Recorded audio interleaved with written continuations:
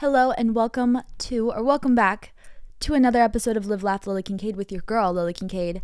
We are on episode 29 of season 2. Y'all, it's getting real. It is getting real. I just got home. Real love, real love, real love. Anytime I say real, I think of my song Real. Anyways, I just got home from working and writing today, and I'm so excited to share today's episode. I'm recording this on actual Monday, so we're getting it live, raw and real. I was chatting with some of you guys over on X, which if you don't follow me, you should follow me on X.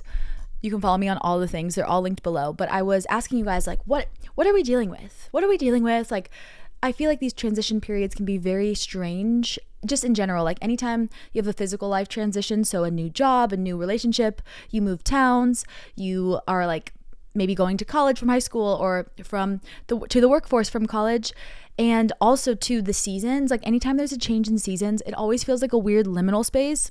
So that's kind of how I feel, because it's starting to get hot in Los Angeles, but it's not summer yet. And in my career life, it's like, okay, I'm almost done with this album, but I'm also kind of like writing the second album, but I'm still working on this. So it's like life is weird when you're in these liminal spaces, in these transition periods.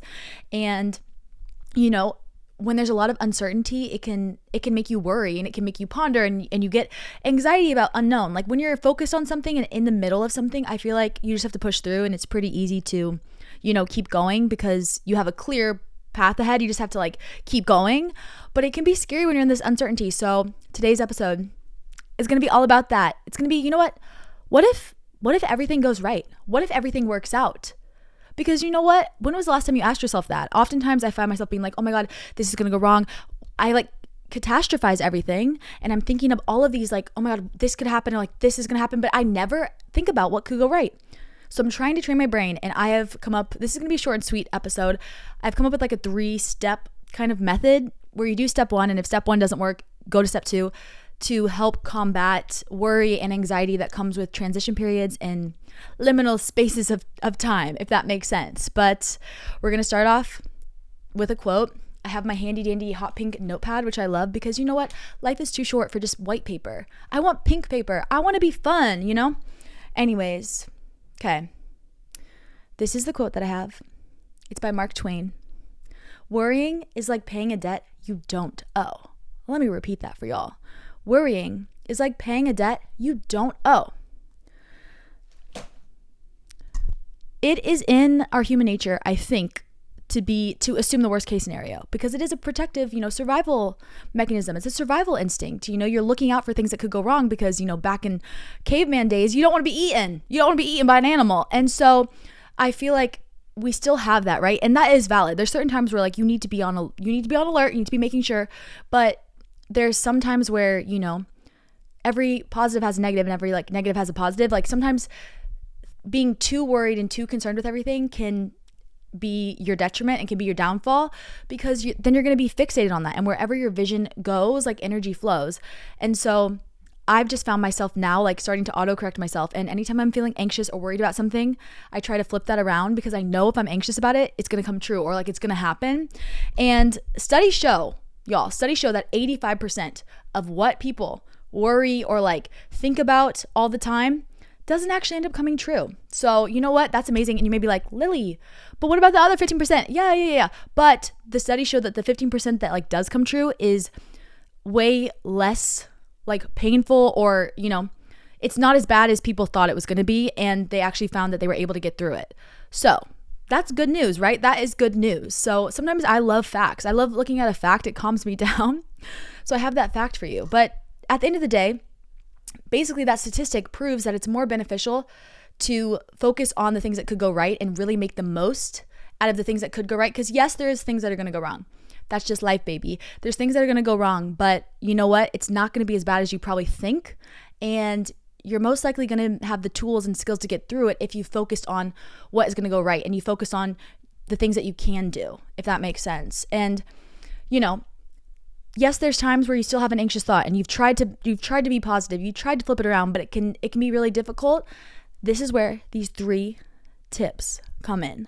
Now, do I do this all the time? No. But I have to remind myself I always say, we talk about what I'm going through, like everything in these episodes, I go back and listen to them for myself. This is how I do it. People are like, Lily, how are you so positive? I'm not positive all the time. This is what I train my brain to do. I get anxious. I get stressed out too all the time. And I just train my brain and I have these tools. So I've been, using these for a while, and that's why I'm sharing them with you guys today. So 3 tips for dealing with anxiety, worry, because you know what? We are not asking ourselves the question, what if it goes wrong anymore? We want to be asking ourselves the question, what if it goes right? Because I believe that it can go right for you, and it can go right for me, and it can go right for us, period. Okay. You're like, enough with this girl. Girl, get into the tips. I am. Tip number 1, the 5-5-5 rule. 5-5-5 rule. Is the thing you are worrying about going to matter in 5 minutes, 5 days, 5 years? The 5-5-5 rule is the thing you are worrying about, this is like a yes or no question, is the thing you are worrying about going to matter in 5 minutes, 5 days, or 5 years? Now, some things you may be like, well, it's going to matter in 5 minutes. Like if I don't take the laundry out, I'm going to have to redo it tomorrow because it's going to be too wet. Okay. But if that is having like a level 80 out of 100 anxiety, that's not really that logical. Like it's going to be fine. It can sit for an extra hour. I promise you it's probably going to be fine. If you have to rewash it, you have to rewash it. But the thing is, having some sort of scale, it's kind of like when you go to the hospital, or how they're like, what's your pain on a scale of 1 to 10?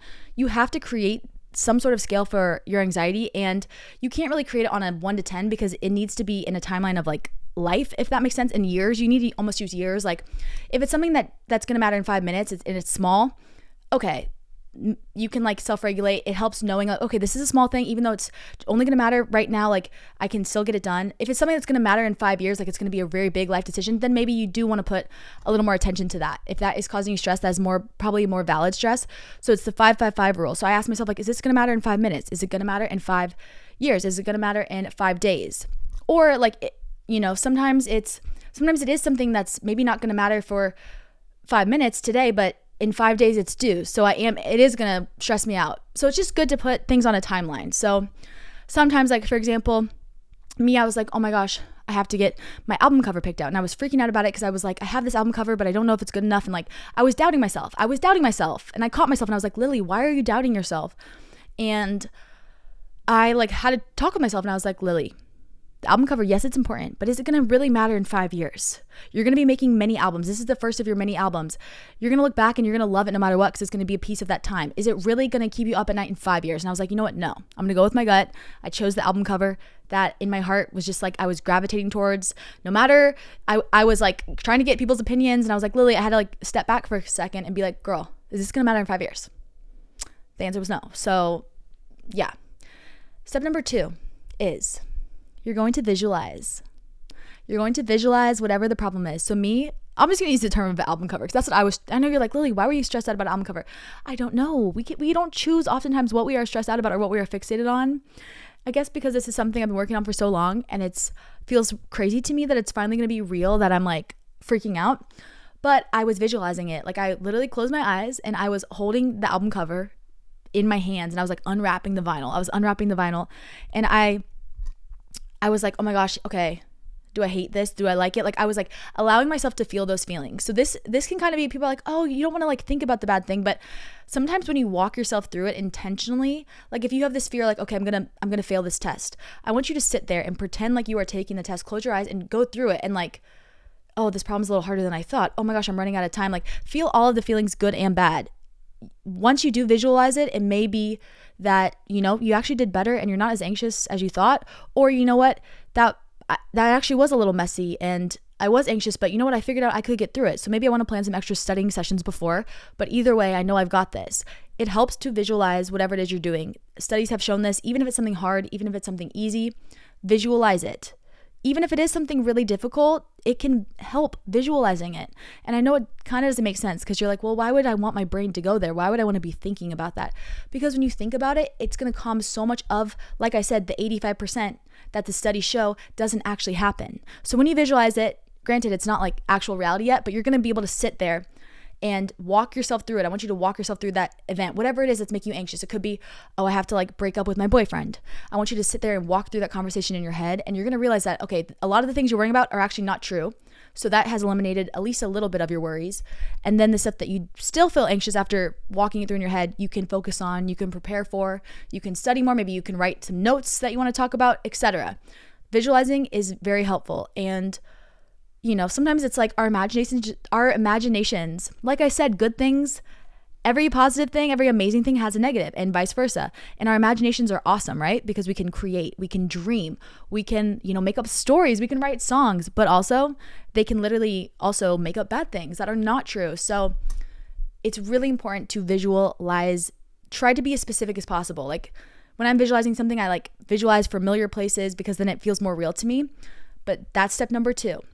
And then if you're like still really anxious, step number 3, you're going to reframe. You're going to reframe this negative spiral that you're probably starting to spin into a positive upward spiral. So this I like to do call canceling it out. You just like cancel it out. You're going to cancel it out. You're going to cancel it out. If you're like, oh my gosh, I'm running late, I'm so stressed, you're going to be like, you know what? No, I get to listen to 2 more of my favorite songs. I'm going to queue up 2 of my favorite songs in the car, and it's going to be so fun. I'm going to listen to 2 of my favorite hype songs. I'm going to walk into class, or I'm going to walk into work, and I'm going to feel so confident because I get to listen to 2 of my favorite songs. Even though it's like, yeah, you're running late and you're like stressed, you need to cancel that thought out in your brain. You're going to cancel it out in your brain. Or it's like, oh my gosh, like I just got fired from my job. Like I don't know what I'm going to do. You're going to be like, you know what? I got let go because my skills are going to be so useful somewhere else. I'm so excited. I have all these skills and I cannot wait for this new chapter. You have to cancel it out in your brain, and it's going to feel weird at first. It's going to feel silly, but you have to start doing it. There's at least, life is all about perspective. I know this is so basic and, you probably already know this, but life is all about perspective. And truly, I try to view everything in life as neutral. I know that's difficult to do. It's difficult for me to do. But if you can view everything in life as neutral, then you're able to change your perspective about it. And it's going to be something that is like a muscle. It's like working out. You're not going to be able to do a bunch of reps and lift a ton of weight or run 1,000,000 miles right away. You're going to have to work your way up to it. So you're going to have to intentionally be like, oh my gosh, this sucks. Like the example with traffic. It took me an hour to get home today. I think I was only 12 miles away. An hour. You guys, that's LA traffic for y'all. Anyways, but I loved it because I was like, at first I was like, oh my God, I'm so tired. I just want to get a water. I need a Celsius. I need a coffee. I need to take a nap. But then I was like, no, this is good. I was listening to great music. I voice memoed some of my friends and I was like, I drove with the windows down. I was listening to Real. I was listening to Gasoline. I think that's what it's called. Yeah, Gasoline. I was listening to, what else was I listening to? Just good vibes. Renegade, such a good song, underrated. And I was like, I'm grateful because I get to listen to music driving through the canyon. If there was no traffic, I wouldn't get to feel this vibey. I would be going faster. I wouldn't get to be vibey. I wouldn't get to roll down the windows and just soak with the sunlight hitting my face as I drove. And so I reframed it. And you can reframe it too because life is about perspective. That's it. That's my 3 tips for you. You're like, okay, this wasn't that helpful. I don't know. It's helpful to me. So step number 1, 5-5-5. Ask yourself, is it going to matter 5 minutes, 5 days, 5 years? You really got to ask yourself, because some things they are going to matter for just 5 minutes. So you can push yourself through those 5 minutes and endure it because it's not going to matter, but it's just get through it now. Step number 2, you're going to visualize. You're going to walk yourself through that scary thing or that thing you're worrying about. You're going to walk through it. You're going to close your eyes. You can talk out loud if you want. You can just feel it. You can put on meditative music. You can whatever. Just visualize it in your head. Visualize taking that test. Visualize that job interview. Visualize that conversation, that hard conversation that you've been avoiding. Visualize it and walk yourself through it because, like I said in the beginning, studies show that 85% of what people worry about doesn't actually end up coming true. So during that visualization, you might actually realize, wait, I thought I was going to be anxious about that, but I'm actually really not. I think it was fine, even though it wasn't real. It was something you were kind of imagining, obviously. It will help you, I promise. I've done it and it works. So everything I'm speaking here is from personal experience. And then number 3, you're going to reframe and you're going to flip it. You're going to cancel out that negative thought. You're going to cancel cancel culture. We don't like cancel culture, but we like canceling those negative thoughts because life is all about perspective, baby. And you have the ability to switch that perspective, period, to be in your favor because everything is neutral. And it's yeah, you can focus on the negative, but that's basically being what is life taking from me? If you choose to see the positive, it's going to be what can I get out of this situation? Even if it's really bad, traffic, for example, it's oh my God, I get to listen to more music. I get to look at all the flowers as I drive and I'm stuck in bumper to bumper traffic. Beautiful, Anyways, this is a crazy episode, but I love y'all. I can't believe we're at episode 29. This is just crazy. This has been fun. I I think there's gonna be 1 or 2 more episodes left of this season, and who knows when season 3 will start. This has been such a fun journey, and I probably have like 60 hours of podcast talking, which is crazy. I can't wait to go to like listen back to it in like a couple months and be like, oh my god, baby Lily. Anyways, thank you guys for watching. Make sure to subscribe, send this to a friend. You can follow me on all my socials below. I also have my Live Laugh Lily Kincade book based off season 1 of my podcast, which you should get. Link below on Amazon. I think it's like $7 maybe, $10, but it's a great gift. I wrote it all myself. Like, people are like, oh, you have a ghostwriter. I'm like, no, I literally do everything myself. I do everything myself, but it's really good, and it has a lot of personal stories and personal experience, and this is even a challenge for me. This is something I was like, you know what, I'm going to do this, and I pushed myself, and I was terrified, but you know, if you keep going and you don't give up, like, good things will happen. And I know it's easier said than done, but you can do anything you truly set your mind to, and I'm just here to remind you of that. But I love y'all so much, and we're going to end this episode with our affirmation passed down by my 2nd grade teacher, whom I love so much, and it's just one of my favorite tools to use whenever I'm in a sticky situation or a difficult situation. Ready? Today is a wonderful day. I am confident because I am a problem solver. I always have options because I choose to be optimistic. Today I will learn something new, laugh, and make a difference in someone else's life. I love y'all so much, and I hope you have a beautiful rest of your week.